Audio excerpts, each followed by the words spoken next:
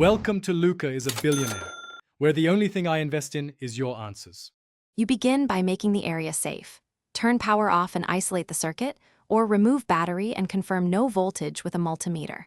Once confirmed, remove the bezel or housing using a small screwdriver. Keep screws in a tray.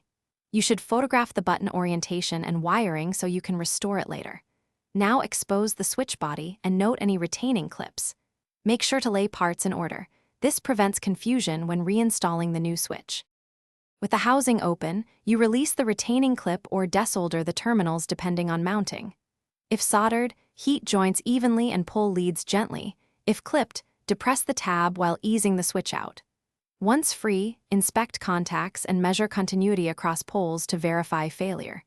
Compare readings to the replacement's voltage and current ratings. Matching pin layout is essential.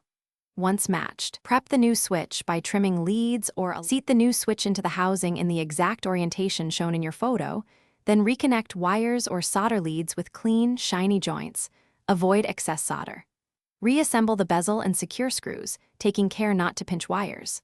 Once reassembled, restore power and test the button through its full travel several times to confirm tactile feel and electrical continuity. If it fails, first recheck solder joints and wiring order.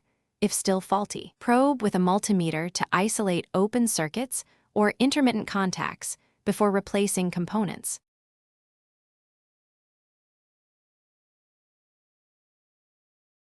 Thanks for watching and please subscribe. It's the best investment you'll ever make.